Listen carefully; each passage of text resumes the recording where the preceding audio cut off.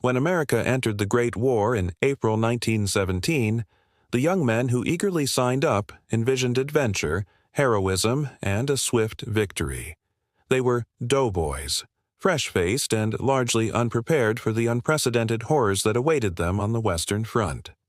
This isn't a story about grand battles, but about the grueling, day-to-day reality of trench life. It's about how ordinary civilians transformed into hardened veterans in the crucible of mud, bullets, and unimaginable stress. The journey across the Atlantic was long, often cramped, and for many, their first time away from home. But nothing could prepare them for the sight of France, a land already scarred by years of brutal conflict. The initial sense of novelty quickly gave way to a chilling realization as they moved closer to the front. The distant rumble of artillery grew louder, a constant, menacing heartbeat that signaled their entry into a world defined by war. By train, then on foot, they marched through devastated landscapes, the air growing heavy with the metallic tang of explosives and the faint, sweet smell of decay. The Western Front wasn't just a line on a map.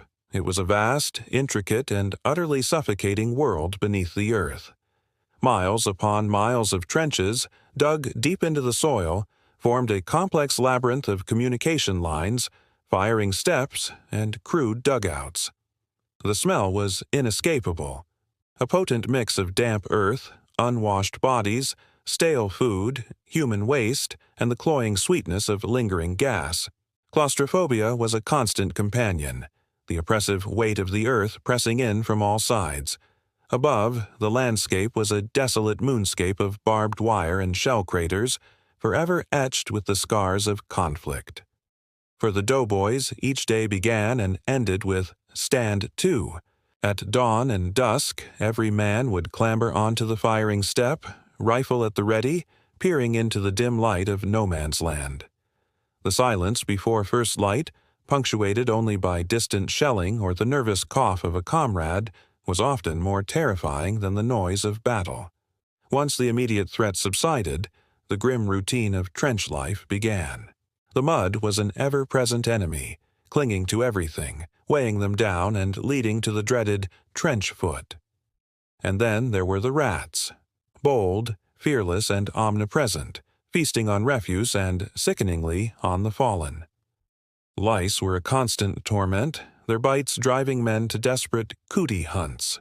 Amidst all this, maintaining their weapons was paramount. A clean rifle was the difference between life and death.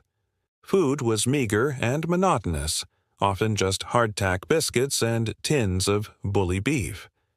Hot meals were a rare luxury. And sleep? True rest was almost impossible.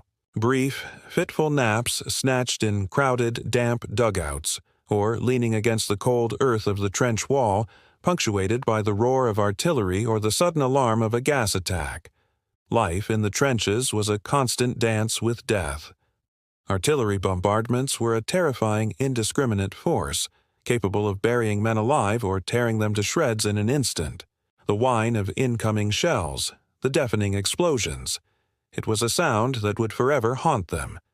Sniper fire was a silent, unseen danger, demanding constant vigilance.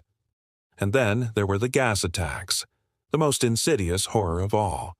The frantic scramble for gas masks, the burning in their lungs, the lingering fear of the unseen poison.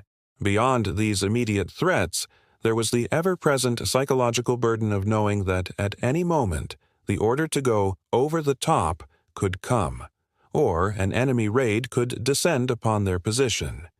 Yet, amidst this relentless brutality, something extraordinary flourished: camaraderie.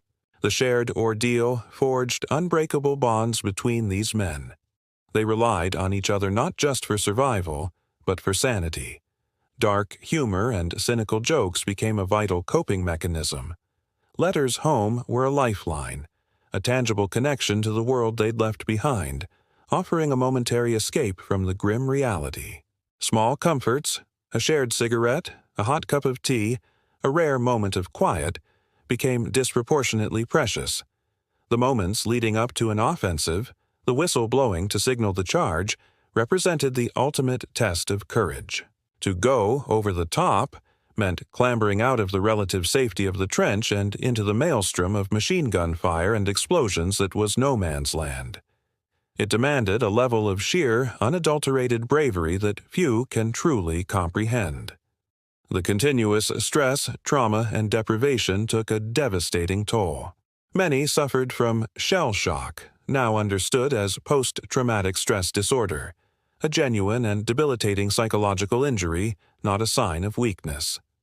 The experiences of the Western Front left deep, often permanent, psychological scars that forever changed the men who endured them. The American doughboys, initially eager and naive, were thrown into an unimaginable crucible of war. They learned to survive, to fight, and to endure in conditions that would break most. Their story is a testament to the incredible resilience and immense sacrifice of ordinary men who were forced to become extraordinary. We remember their battles, but it's vital to also remember their daily struggle, the mud, the fear, the camaraderie, and the profound transformation they underwent. Their legacy reminds us of the true human cost of war. If you found this deep dive into the Doughboy experience insightful, please hit that like button, share this video with a friend, and subscribe for more historical explorations. And let us know in the comments below. What aspect of trench life do you find most striking? We love reading your thoughts.